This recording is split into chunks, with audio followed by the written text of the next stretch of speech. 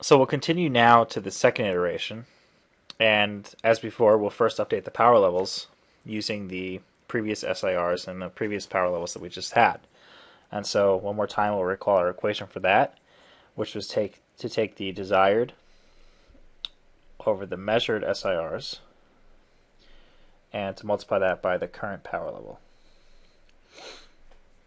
So for the first link, the desired is, again, as we see down below, was 1.8, and we just measured an SIR of 1.6, and we're going to multiply that by the previous power level of 1.40 to get 1.58 milliwatts. So that's now gone up, whereas last time, again, we saw it go down.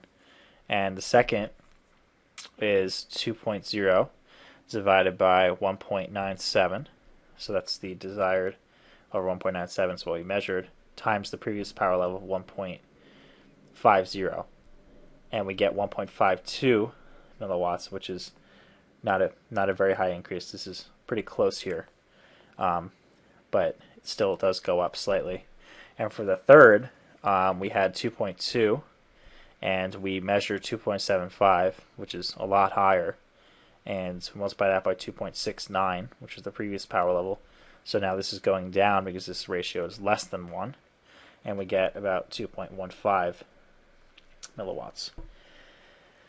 So now using those new power levels, we can go back and calculate the new SIRs. Again, we have to take our desired signal, or our signal, over the interference plus the noise.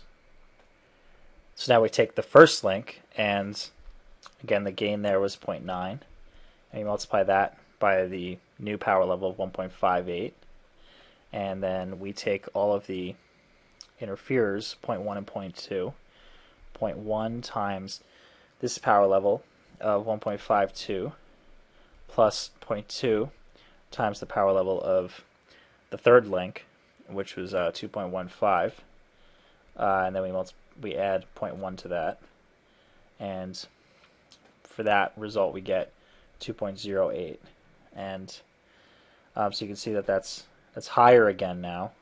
So we went high, low, high, and this is for the first link. Now for the second link, we have 0.8, which is the direct channel gain, times 1.52, which is that transmit power, over 0.1 times 1.58 for link 1, plus 0.1 times 2.15 for link 3, and then we add the noise of 0.2 in there, and we get 2.13, which is, again, it's too high, so we've overshot that.